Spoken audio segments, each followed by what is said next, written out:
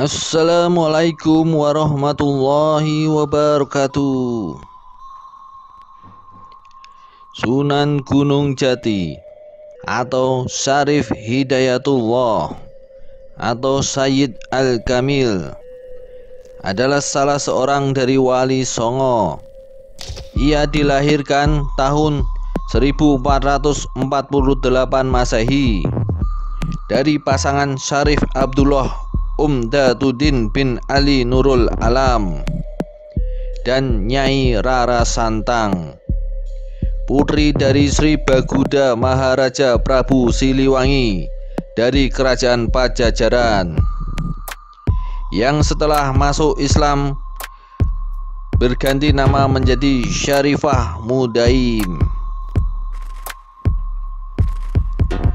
Syarif Hidayatullah sampai di Cirebon pada tahun 1470 Masehi, yang kemudian dengan dukungan Kesultanan Demak dan Raden Walang Sungsang atau Pangeran Cakrabuana, yaitu Raja Cirebon pertama sekaligus uwak Syarif Hidayatullah dari pihak ibu, ia dinobatkan menjadi Raja Cirebon kedua pada tahun 1479 dengan gelar Maulana Jati.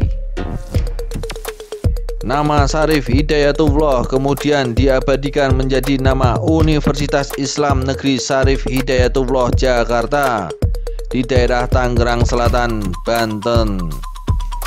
Sedangkan nama Sunan Gunung Jati diabadikan menjadi nama Universitas Islam Negeri di Bandung, yaitu Universitas Islam Negeri Sunan Gunung Jati, dan Korem 063 Sunan Gunung Jati di Cirebon.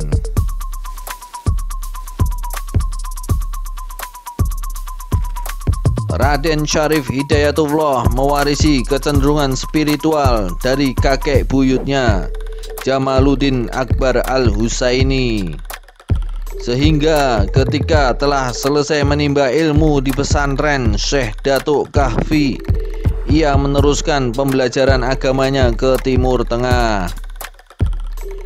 Babat Cirebon menyebutkan, ketika Pangeran Cakrabuana membangun kota Cirebon dan tidak mempunyai pewaris, maka sepulang dari Timur Tengah, Syarif Hidayatullah mengambil peranan membangun kota dan menjadi pemimpin perkampungan muslim yang baru dibentuk itu setelah uwaknya wafat. Memasuki usia dewasa sekitar tahun 1470 sampai 1480, ia menikahi adik dari Bupati Banten saat itu, Nyai Kawunganten. Dari pernikahan ini lahirlah Ratu Wulung Ayu dan Maulana Hasanuddin. Maulana Hasanuddin inilah yang kelak menjadi Raja Banten pertama.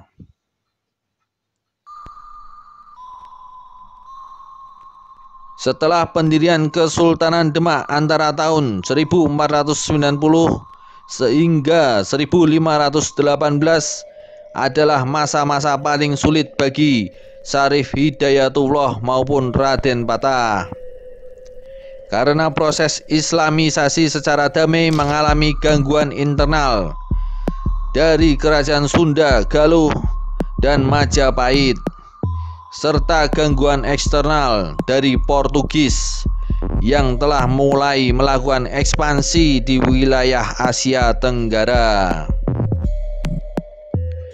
Raja Pakuan di awal abad 16, seiring masuknya Portugis di Pasai dan Malaka, merasa mendapat sekutu untuk mengurangi pengaruh Syarif Hidayatullah yang telah berkembang di Cirebon dan Banten.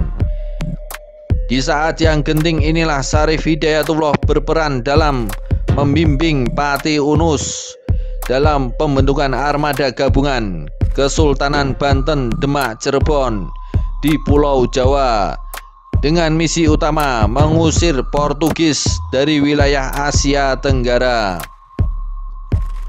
Kegagalan kegagalan ekspedisi jihad II Pati Unus yang sangat fatal pada tahun 1521 kemudian memaksa Syarif Hidayatullah merombak pimpinan armada gabungan yang masih tersisa dan mengangkat Tubagus Pasai sebagai panglima berikutnya yang menyusun strategi baru untuk memancing Portugis bertempur di Pulau Jawa, menggantikan Pati Unus yang syahid di Malaka. Pada masa awal kedatangannya ke Cirebon, Syekh Syarif Hidayatullah bersama dengan Pangeran Walang Sungsang sempat melakukan syiar Islam di wilayah Banten yang pada masa itu disebut sebagai Wahanten. Syarif Hidayatullah dalam syiarnya menjelaskan bahwa arti jihad tidak hanya dimaksudkan perang melawan musuh-musuh, namun juga perang melawan hawa nafsu. Penjelasan inilah yang kemudian menarik hati masyarakat Wahanten dan pucuk umum Wahanten Pasisir. Pada masa itu di wilayah Wahanten terdapat dua penguasa, yaitu Sang Suro Sowan, anak dari Prabu Jaya Dewata atau Silihwangi, yang menjadi pucuk umum atau penguasa untuk wilayah Wahanten Pasisir, dan Arya Suranggana yang menjadi pucuk umum untuk wilayah Wahanten Girang. Di wilayah Wahanten Pasisir, Syarif Hidayatullah bertemu dengan Nyai Kawung Anten, putri dari Sang Suro Sowan. Keduanya kemudian menikah dan dikaruniai dua orang anak, yaitu Ratu Winoan, lahir pada tahun 1477 Masehi, dan Pangeran Maulana Hasanuddin yang lahir pada tahun 1478 Masehi. Sang Suro Sowan walaupun tidak memeluk agama Islam, namun sangat toleran kepada para pemeluk Islam yang datang ke wilayahnya. Syarif Hidayatullah kemudian kembali ke Kesultanan Cirebon untuk menerima tanggung jawab sebagai penguasa Kesultanan Cirebon pada tahun 1479. Setelah sebelumnya menghadiri rapat para wali di Tuban yang menghasilkan keputusan menjadikan Sunan Gunung Jati sebagai pemimpin dari para wali. Syekh Syarif Hidayatullah Sunan Gunung Jati berpulang ke rahmatullah pada tanggal 26 Raya Agung tahun 891 Hijriah atau bertepatan dengan tahun 1568 Masehi. Tanggal Jawanya adalah 11 Krishna Paksa bulan Badra Masa tahun 1491 Saka. Meninggal dalam usia 120 tahun, sehingga putra dan cucunya tidak sempat memimpin Cirebon karena meninggal terlebih dahulu, melainkan cicitnya yang memimpin Kesultanan Cirebon setelah wafatnya Syarif Hidayatullah. Syekh Syarif Hidayatullah kemudian dikenal dengan Sunan Gunung Jati karena dimakamkan di Bukit Gunung Jati.